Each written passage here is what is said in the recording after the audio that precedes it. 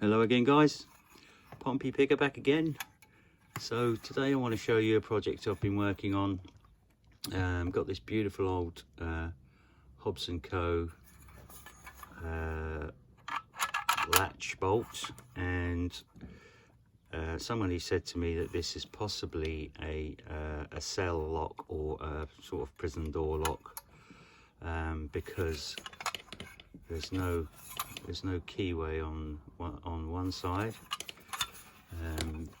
and there is on the other. So obviously the keyway would be on the outside of the door, and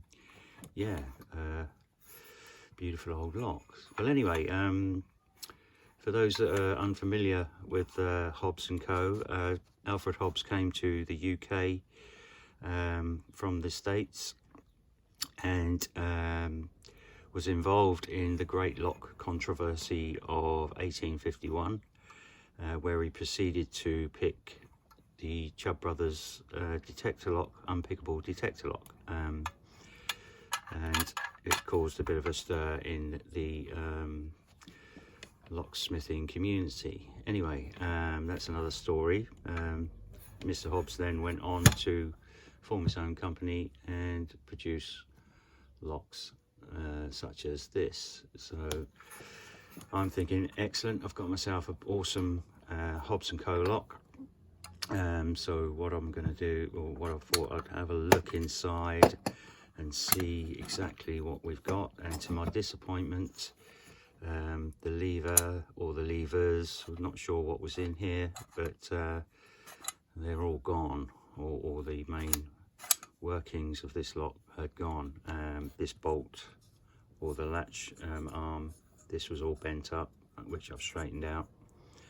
And yeah, I was sort of really disappointed. But after watching Andy Mack's video on making a key for an old prison lock, sort of inspired me to try and breathe a bit of life back into this this old beauty. So what we've got is a double throw keyway, or a double throw bolt, and the first throw would unlock the bolt, and you could then either use the handle spindle to retract the latch, or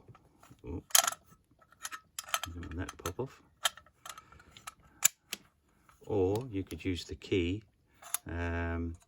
on the second throw to retract the latch with the key.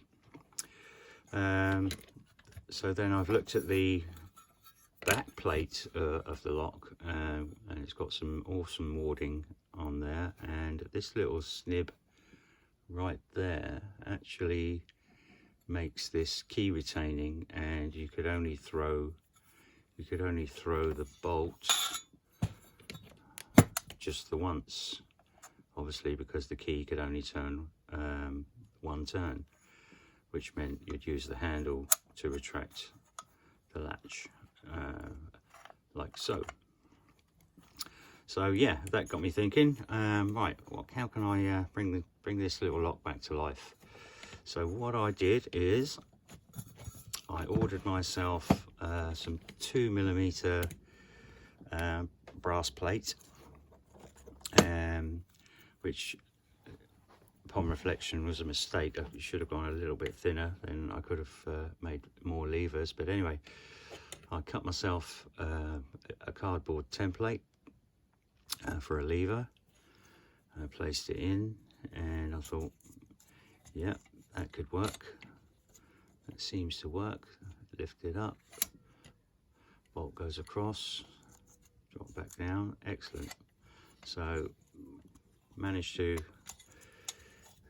get myself a lever template, and like I say, I then proceeded to buy some brass plate and cut myself some rough shapes out of the plate,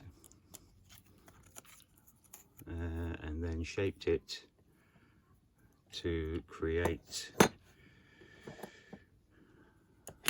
some levers. pretty rough, but not bad for a first effort.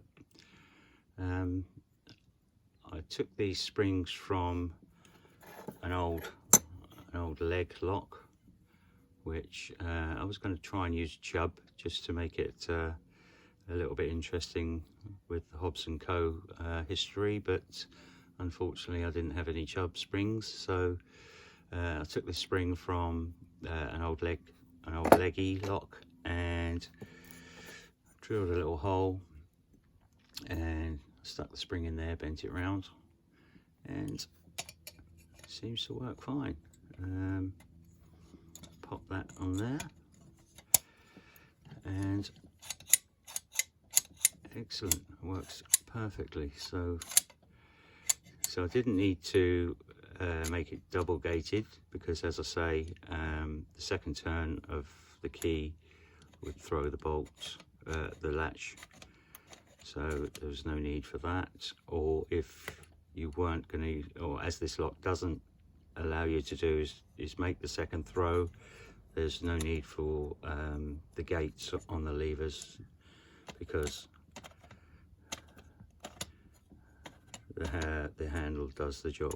So anyway, made one lever and that works fine, and I made a second lever.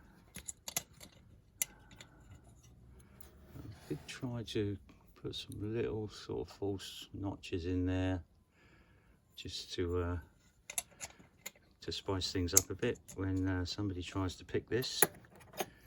And again, the third lever, there's a little notch just there to make things interesting for picking.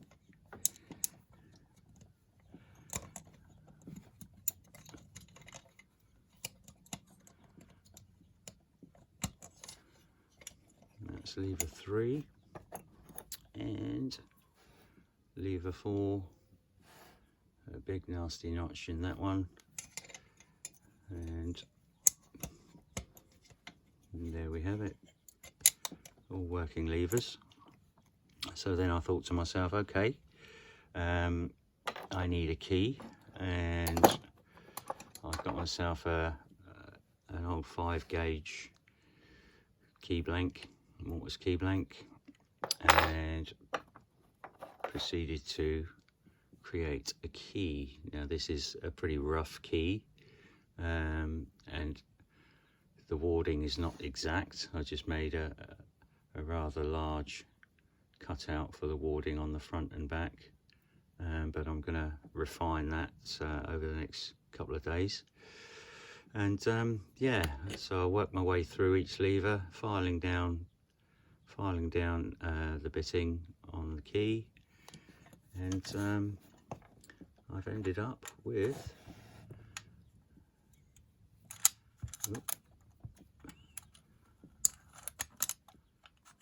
a working Hobbs and Co lock.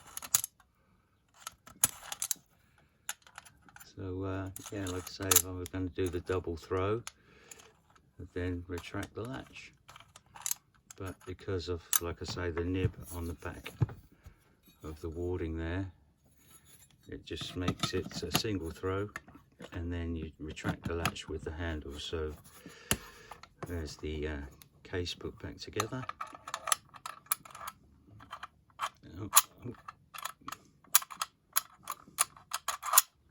And that's it, locked.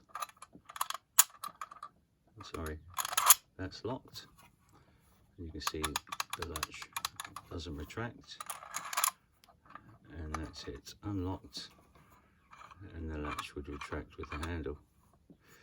So yeah, like I say, I'm going to refine the key and make it so as there's no slop in there, and I'm going to send this one off to Andy Mack to see if he can make himself a little picking tool and have a little bit of fun with it. So there you go, guys. Thanks for watching, stay safe, and I'll speak to you soon.